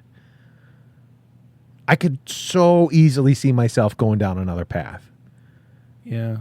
And it's lonely. And like when you lash out at people because you're lonely, I'll show them type of like attitude. It's so easy.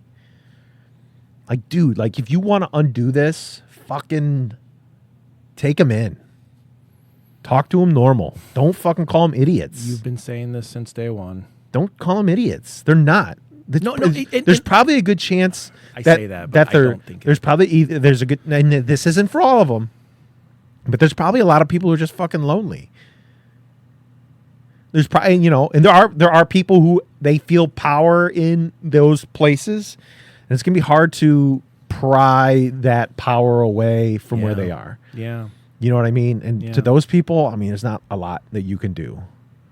If their fucking hard. If their bowl is overflowing because of what they're taking and they're fine with that, you're not going to be able to undo that. But there's other people who you shouldn't look down your nose at them. Okay. I've never thought I was better than another person. I need that fucking said. Since I was fucking young, I've never had the idea that I was better than someone else. When I was a fucking jock in high school, I never thought I was better than anyone else. If I rizzed on, like, if I gave someone shit, like PJ, if we gave him shit, it was because he was out there trying. It's because he was out there giving a shit, and we would poke fun of him, but he was our fucking brother. Regardless, he was out there trying. So it's like how my cousin explained about the military. You shit on others until someone else shits on them, and you say, no fucking you don't do that. He's my tribe. Yeah, but that's MAGA. It is. But I also understand that what I was doing was wrong. Just because that's a normal thing to give someone shit doesn't mean it's a right thing to do. That's a fucking toxic bullshit that's been passed down from generation to generation. But it's easy. It fucking it's easy because it makes you feel bigger than someone else until you start to realize, oh my God, I am putting someone down. I am looking down my nose at someone. Well, or it could be That's fucking terrible. Or especially like somebody who's older, the people who aren't going to change their fucking minds. The one that I finally get to shit on somebody else. Like with those people. And I mean, I get the desire to. I get the drive to, especially if like they're so fucking wrong and you just want to be like, look, I'm not doing this to fight you. I'm not doing this because I want you to know you're wrong. I'm doing this because I want you to see the fucking light and hopefully have a better life. I'm not doing it to kick you down. I'm doing it to pick you up. You got to remember, though, that would be going against the rules of their tribe. Rules of the tribe. The rules of the people who let them in. Like, you got to remember, like, they were taken in by somebody else. The Democrats didn't fucking do it. I get it. It's just, it's hard to justify that in my mind, which I know it is. I need to just let go and say, okay, that's what it is. That's the river. They're the rock. Let's go around the rock. That's why I think cutting toxic people out of your life is so goddamn wonderful. Yeah, and they'll go right into the arms of the other guy. I understand. But the more you beat against a rock, what's it going to do? Can you wear it down? Yeah, through time. Be the rock. I understand your scenario, what you're saying here. Definitely be the rock in a good, loving belief that benefits all, not just a few. You know, be the rock that guides the river away from doom. Be the rock. Just learn how to talk to people. Just talk to people. It doesn't always have to work, but like to completely cut them out. I mean, especially you, Jay. Like, as somebody who has always been nice to everybody, and for you to turn them away, like that's got to feel extra gross. And they're definitely gonna be like, you know what? I'll fucking show you. I will wear an ice hat, and I'll fucking show you.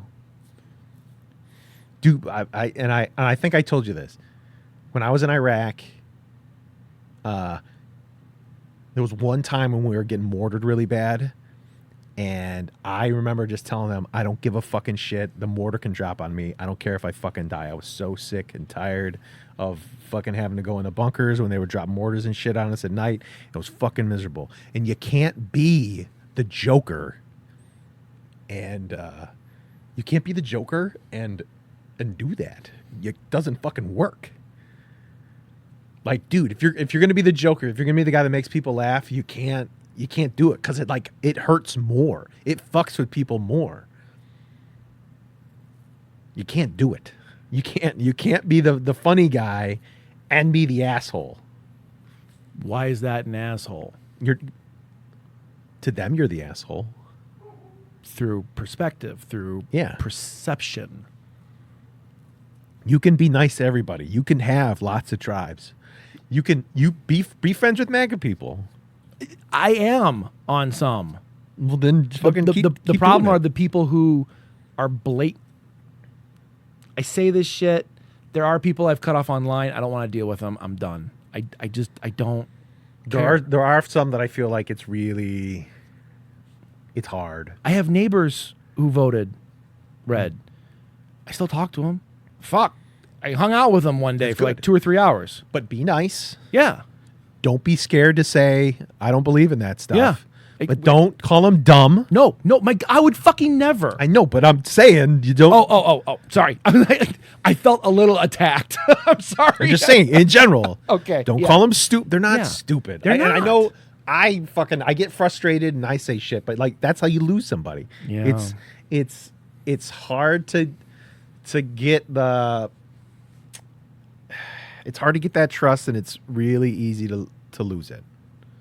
It's very easy. Yeah. Yeah. Castles are not built overnight, but they can tumble pretty fucking quickly. Yeah.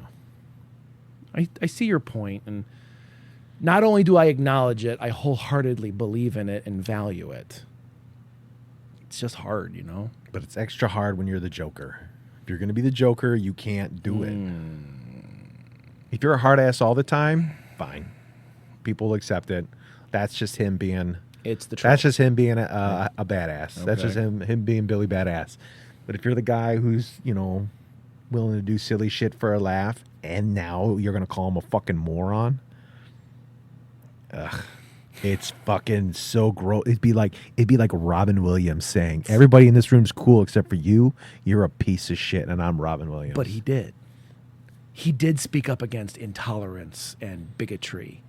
Yeah, but he did it in a funny way. He did it in a funny way to ostracize them. Well, but he never isolated one person out. I can't say yes or no to that. I don't know. I mean, like if he's like public figures and shit like that, that's different. Like, you can make fun of, like making fun of Hitler's. That's fucking. You can do whatever you want. You can make fun of the big guy. You can make fun of Trump. If you are in the public sphere, yes, you can make fun of Trump. You can make fun of all those guys. Mike Why do you see your Johnson, all hair? those- That looks really good, by the way. I shaved it. Yeah. But like, just like the guy who is, you know, doesn't have any family and he thinks this way, and he was only a part of one tribe. he's only got one tribe. Get him into other tribes, or her, or whatever. You solve this by having more tribes, not isolating tribes. Holy shit. Okay. So this is starting to click like really fucking fast. I'm starting to see the edges. Okay. I see it. More tribes. All right. So be the person who welcomes someone to dinner instead of shutting your doors. Yeah. My fucking front door has my real feelings on it. I noticed that. Come on in. Yeah, that's exactly. You're welcome here. Yeah. All people are welcome. All are welcome. Regardless of how you voted. Yeah.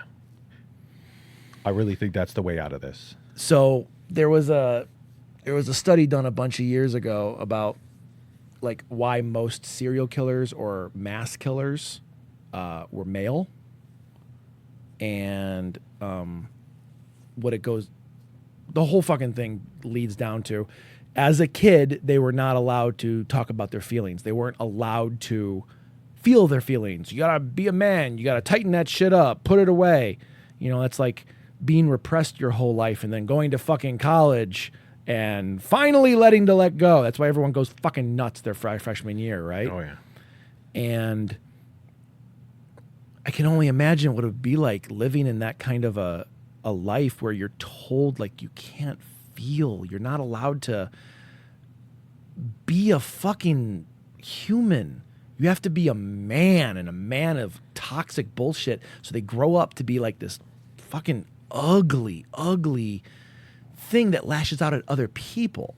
That was our parents. Yes. Those are our fathers. So, And their father's even worse. well, of course. And I think that just makes so much goddamn sense. You know, Like, like, you remember when my dad called, who would have thought the two biggest guy on the football team would be so foofy? yeah. And I remember like looking over you, like, did my dad just call us gay? Yeah, right. I guess, I don't know. I don't know if it was a compliment It was not.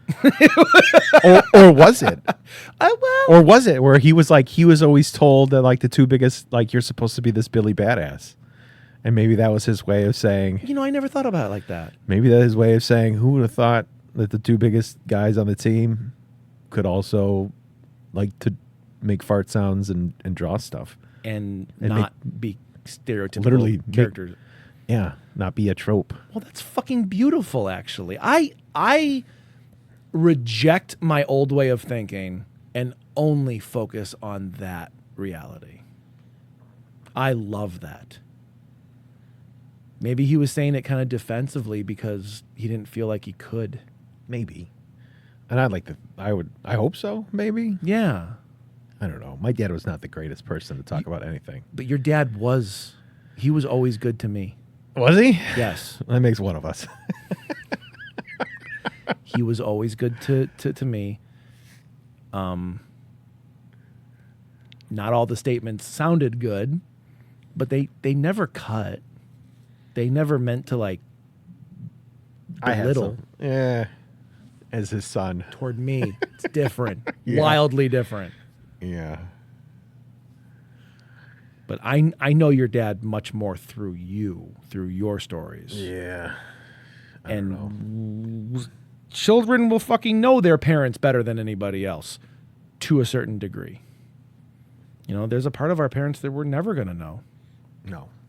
Even if they're completely 100% open and honest. No matter how much they want to pretend like they know everything, I will always think that adults are just children grown tall. Just dogs pretending to be horses. Yeah, definitely. It's kind of weird. Like, I still have that mentality of, like, adults are weird. It's like, Yeah. I'm almost 50. I know. It's fucking crazy. I don't like it when people are looking at me like I'm supposed to, like, know shit. And, like, at work, I'm like, fuck, dude, I'm the old guy with gray hair here. You look at me like I'm old, and I'm like, fuck, I look old as fuck. If I don't keep this area next to my ears trimmed, I look real fucking old really quick. If I let this go for like 2 weeks, I will gain 10 years. And then I just trim it down. It's like, it's gone. But man, like there are weeks where I just do not fucking pay attention to my well-being. And I know. Heather keeps getting mistaken for my daughter when I don't cut it. I got to cut it short. dude, Or it's got to be trimmed. the shaved head looks so good on you. Do you not feel like it does? You kind of look apprehensive. No, I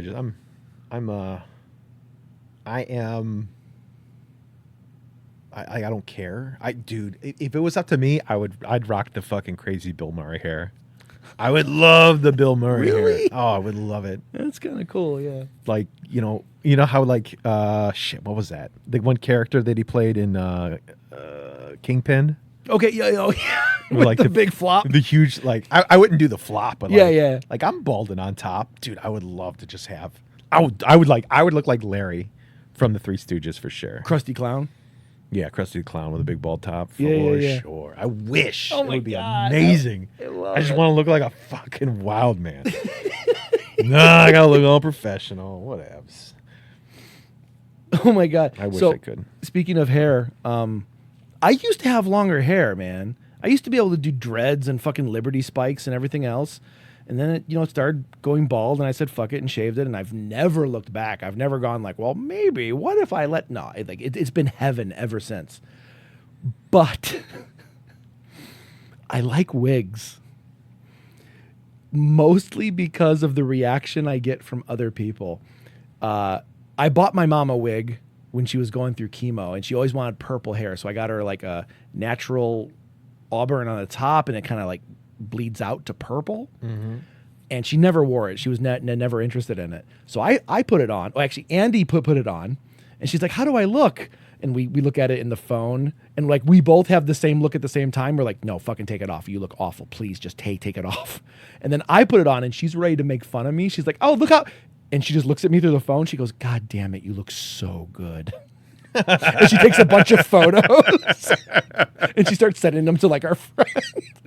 And like later that night, she's playing with AI on her phone, and she goes, "This is what AI thinks you look like." And it sent me back like 6 photos, and all of them were fucking gorgeous men. And I was like, I know. So when my cousin was here recently, she put it on because they had a photo shoot, and Hilda, my business partner, the photographer, wanted to take photos of her with like a longer hair, and both of them fucking hated it. They're like, that looks awful. So I threw it on, and they're like, God damn, why does it look so good? So I got it upstairs, man. You are welcome to put on the purple wig and go home and impress the lady. I am not gonna put on a wig. Dude, it's so much fun. I will say, I wore a wig. I went as a cross-dressing lumberjack one year. I remember, yeah. And Dude, the hair just stays in the face the whole time. That sucks. yeah, it's itchy. I don't know if I'd want. That's why I want the wild hair, because you just let it all go? out of your face. Yeah, just let it go. It'll all grow out of the way. Like, would you like mousse it or something? Fuck no, dude. I literally want to look. Dirt and squirrels. And, Yeah, dude. I want to look like Saddam Hussein when they pulled him out of a spider hole. I want to look just like that. Why? just like a wild. I'm not man. negating it. I'm just wondering why. Like, what's the draw? There is. I just think it's awesome. I told you. Remember, I said like I really like Beast. Like I just want to look From like X-Men. I want to look like a monster that can quote Shakespeare. That's all that I want. Just want to look like a monster. You want to be a juxtaposition. Yes. That's interesting. I Why? just want to look like a fucking crazy monster. Do you want to do it to dissuade people's mentality of what their preconceptions are? I think so. I think it is always. I think it's easier to not look like you're supposed to impress anybody out of the box. I like 100%. Like if you have like if you look like you're professional, and like they're gonna expect that out of you. So if you fuck up, you fall farther. No, it's not even fucking up. Like I don't wanna be. Oh, interesting. I don't want to look like. Well, you look like an architect. Like I don't want to ever look like an architect. You don't want to look like a building that you told me years ago. There's a reason a bank looks like a bank. There's a reason a school looks like a school, down to the fucking types of bricks they use, the layout, blah, blah, blah. Yeah. There's a reason things look that way. You don't want to be that. No, That's I want to be compelling as shit. 100% contemporary. I don't want to look.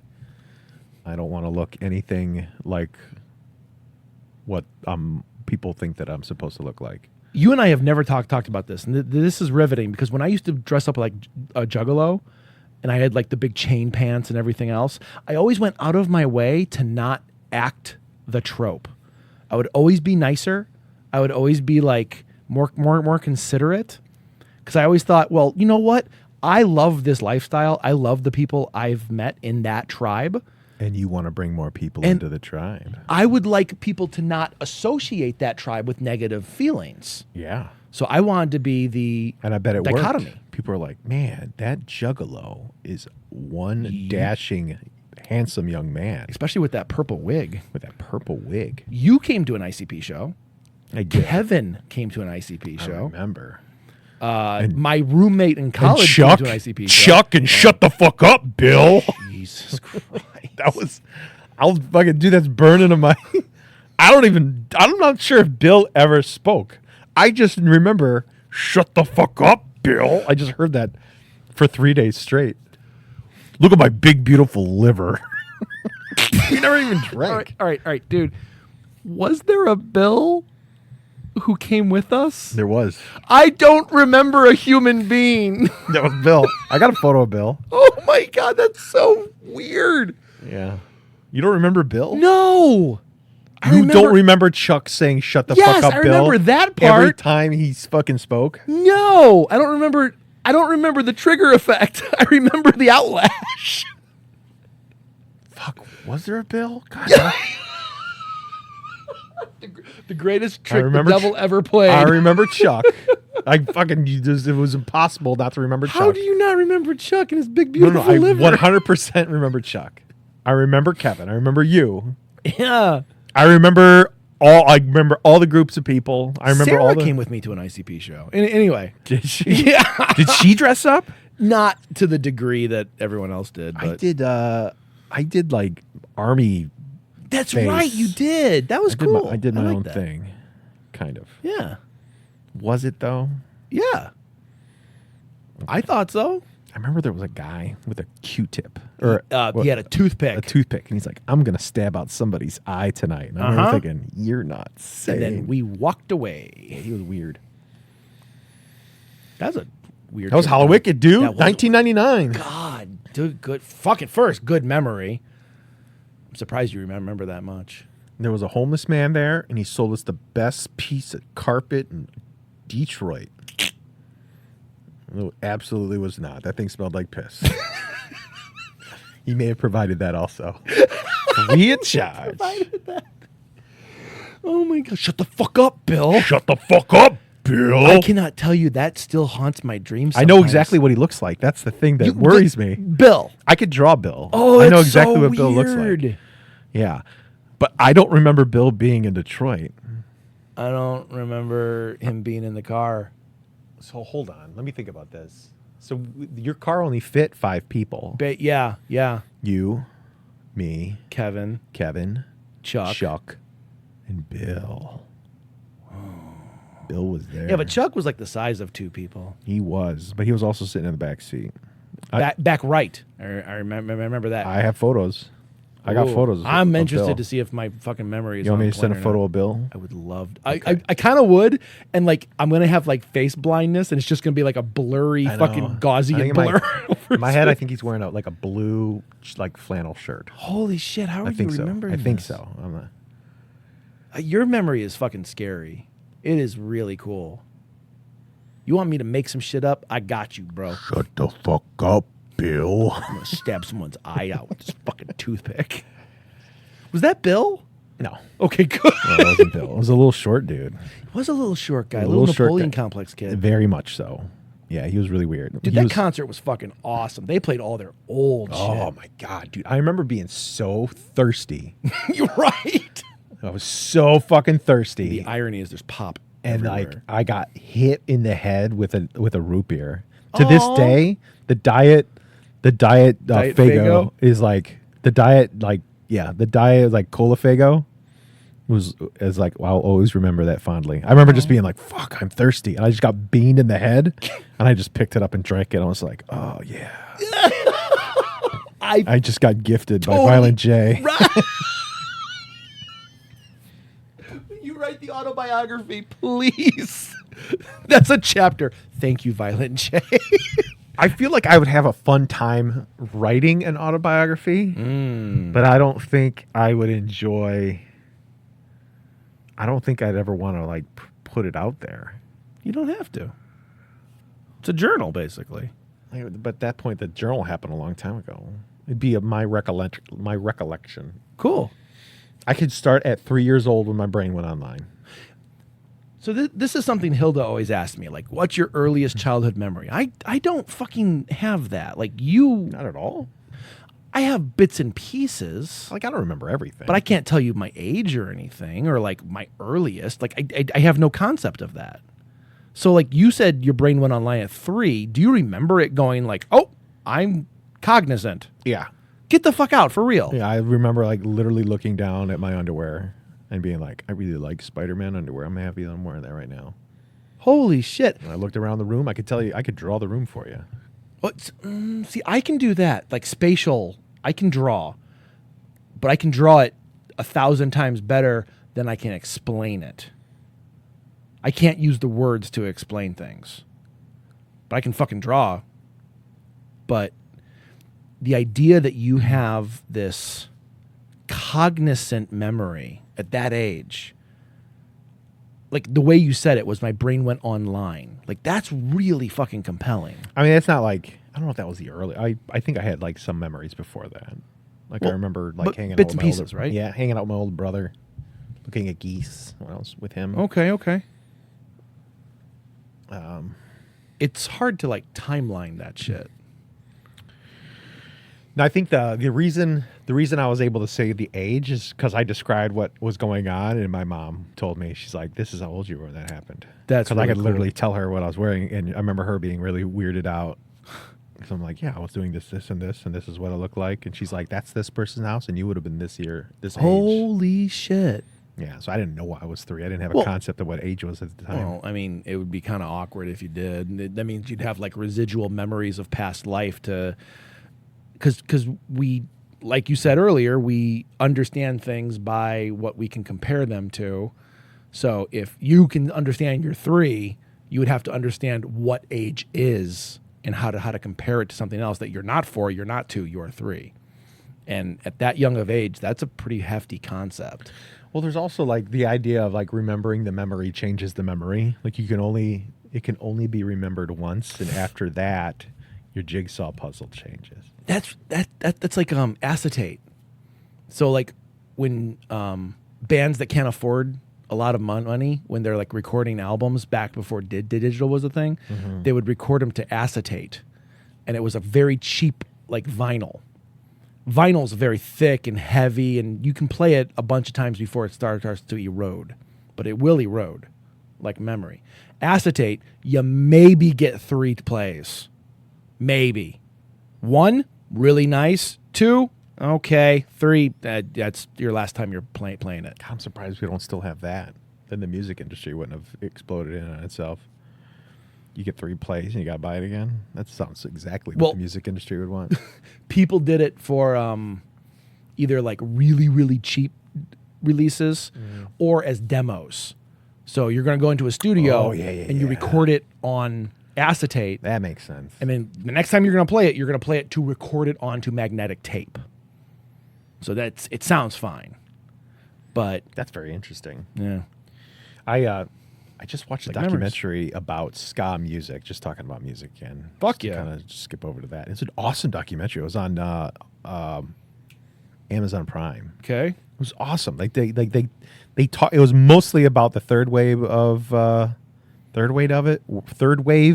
ska. What would be the waves? The first wave is when it originally came out, like 1920s and 30s. Okay. Would have been the first wave, and that's like when like big band was really big in America. So it like was just swing almost. It was big band before. It was like when all the trumpets and everything were big band. Yeah, I know what big probably band more was. 30s and 40s is probably. But isn't more. ska the genre defining thing? Isn't it like a combination of two music Yeah, things? well, they said it was like a combination of rock and roll, big band, punk. The second wave was punk. Oh, I see where you're going here. Okay, so big band. Yeah, it's almost like gathered all these things as they were going. So it's like a snowball. It was like a snowball effect. Well, it made me really appreciate ska music more. And it was a really, really good. Aquabats was in there. Like that guy was fun as fuck, dude. He was so cool. Every time I've seen him in an interview, he's so fucking awesome. Yeah, dude. He's like the Mighty Boss Tones. They talked about them a lot, but they weren't interviewing them. But the one who are the guys that did Real Big Fish? Dude, that singer for that, he was fucking hilarious. Give myself a beer. Yeah, they were really fun. But they talked about like all the different genres, all the people, kind of how it got big. If anybody likes ska, shoot, I wish I don't know. I could. I mean, give it to me. I'll put it in the show notes. Yeah, it was like a really, really awesome documentary. Just to go off That's topic great. about music stuff. Speaking of music, have you heard of Kim Dracula? No. I'm a little obsessed with this guy. What type of music is it? You can't. You know what? I'm going to read for you what kind of turned me onto it to begin with. Kim Dracula. Kim Dracula. Like kimchi? Like Kim, K-I-M. Like Kimmy Dracula. Schmidt? Like Kimmy Schmidt. So, oh, fuck. The very first. Was that what they were singing about? What? Unbreakable. She ain't alive, damn it. That vampire is strong as hell. It took me to the 4th season to understand what the fuck they were saying. I thought they were saying something. That guy wildly was different. on the show. The guy that was singing in the beginning. That's awesome. They brought him on the show, and like somebody, who was it? Titus had I love Titus. I wish he was in more things. He is. In I've what? seen him in a bunch of things. Oh, I love him so much. I just want him to be Titus in everything. Oh, that I agree with. He was. I loved Unbreakable Kimmy Schmidt. That was such an awesome show. I never watched the very, very last episode when they did the movie. Yeah, Not so great. I wasn't a fan of it. Okay, so anyway, I'm not gonna find this or maybe I will. I didn't click on the right thing. But a guy writes in a comment. All his comment is going through the different music genres of this one song, and there's like 17. And it's like at 0000, it's jazz. At 0017, it says 17 seconds, it's deathcore. At What? At 22 seconds, it is changes this to experimental? grind. Huh? Is it experimental music? Well, kinda. But it's like infectiously fun, and I don't want to play it on here because we got shit for playing real music. Did we? Yeah, we got By YouTube? bunch of episodes taken down. Ours? Yeah, no, off of other podcasting stuff. But like he's just going through all this, declaration of all these different music genres, and I'm like, yeah, oh my god, this is amazing, and that's why I really like it, because he switches up from like weird singing, where he's like,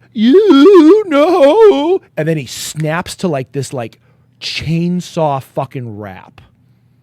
and he's just like hitting the fucking beats perfectly, and then he cuts out of that to like a beautiful melodic, and then it slams into like a rock anthem. The dude's addicting to listen to, but it is not like your put it in. I'm just gonna sit and chill and do something else while this is on the background. It is a very like hyper focus. I need to pay attention to what the fuck is going on, otherwise I don't know what's happening. Is it? Well, I'm super intrigued now.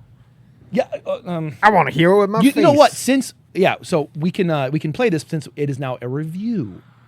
So this is.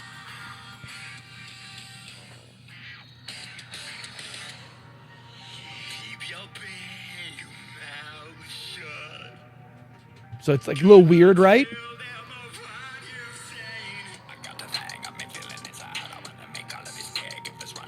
That sounds like Marilyn Manson. Yeah.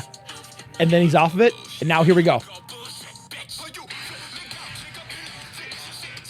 That sounds like It sounds like ska metal. He's got horns in there.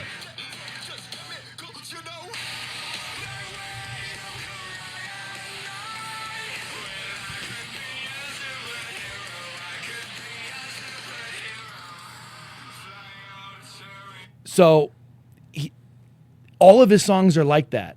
Like they don't stay in the same genre for more than a few seconds. he sounded like who was the singer for Korn? Jonathan Davis. sound He like does Jonathan a song Davis. with one of the Korn guys, Jonathan Davis, which is really cool. So you know who Tech Nine is? Yes. Okay, he did a song with fucking Tech Nine.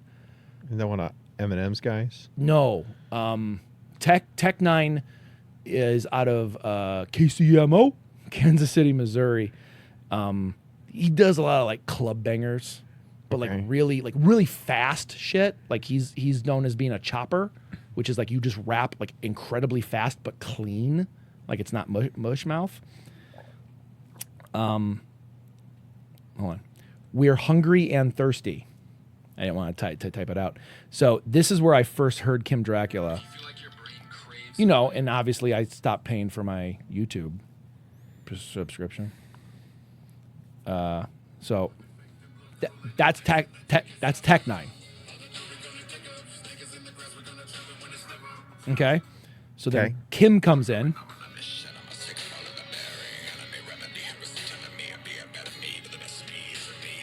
And then Tech just said, do whatever you want.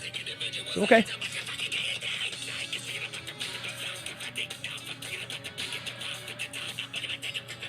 It reminds me very much like late 90s, early 2000s.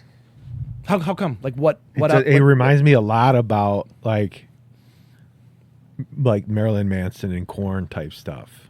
I can see it. I think there's more elements there. I can definitely feel the Marilyn Manson I don't know enough about music. influence. Dude, I don't know shit. I just punch shit into a keyboard. And Yeah. How many hundreds of songs have you written? 140. Yeah. I don't know anything about music. So You don't get to say that. I get to no, say that. I don't know key structure or anything. I don't fucking get that stuff.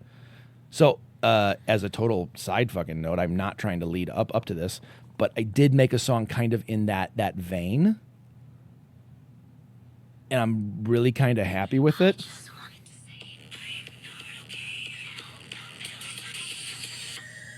Tried therapy, tried bubble tea. Now I'm just chaos EXE. I laugh too loud, I cry too hard. My coping skills a credit card. You said relax, I clicked on install. Now I'm screaming from your firewall. You should make music for our podcast. Huh? You should make music for our podcast.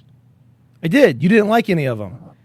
You said that's country. That's bad. It does sound weird. I don't hear country for our stuff. Yeah. I hear ska for our stuff. Here. I don't know. I fucking love You do realize you can put whatever you want on this podcast and it's not going to upset me. the music. Yeah. Well, I have at the end. I don't know if anyone ever listens to the end, but the last like 3 episodes, I've been putting songs on. I haven't gotten all the way to it. Takes fucking time. No one wants to listen to that shit. Well, no, I'm trying to like finish books. Well, dude, don't listen to our fucking podcast. You're here. Why would you want to relive it? You got other shit to listen to. So I can be better Well, at you know, podcasting. I know. You're doing game tapes. And that's cool. I appreciate that. I've listened to our old podcasts and we were like By the way, tight machine. I dug through my shit. You don't know where it is? I don't know where it is. Is it gone? No. I know it's here. I just need to find it. And if you looked back there, you'll understand why I can't find it. I trust you. It is here, though. I remember I printed it off, I put it away, and I'm like, I'm fucking saving this. I would never fucking get rid of them. Ever. And I know for a fact I have them on hard drives, too. I just got to find those. One of these years, I would like to get hold of those. Yeah. I would listen to them with my ear holes. Both of them? All ear hole, all the time. Have you ever put a microphone up your butt or like a earphone? Like a whole microphone up my butt? I'm just part of it. I just wanted to say I am not okay. Tried therapy, tried bubble tea. Now I'm just chaos exe. I laugh too loud, I cry too hard. My coping skills a credit card. You said relax, I clicked uninstall. Now I'm screaming from your firewalls. They said too much, so I became an opera song in gasoline. Wipe your tears, I'll wear mine loud in red eyeliner, screaming proud. Drama bomb exe, triggered by a look at me. Mood swing coded in the cloud smile. Exe just crashed down, slam the desk, break the glass. I'm the feeling that always lasts. Drama bomb, I detonate in style. Hey, you okay? No! You ignored the signs, I am the signs. I spiral up in perfect lines. Tears as a weapon, lips like flare. I'm uninvited, but I'm there. This isn't a cry for help, it's a power ballad from digital hell. Heartbeat slowing, she's losing it. She already lost it. You spark. I was born in a system crash. They gave me glitter, I gave it back. They wanted cute, I brought collapse. And now I'm dancing through the scraps. Drama bomb exe, cute disguise, fatal decree. I melt down with perfect grace and leave my tears all over the place. Love me, fear me, shut me down, but I will always glitch the crown. Drama bomb,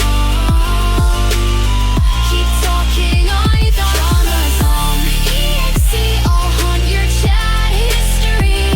Turn your group text into doom, leave sparkles in your panic room. Cursed in pink, trained in pain, rebooted wild, never sane. Drama bomb, sign sealed, exploding again.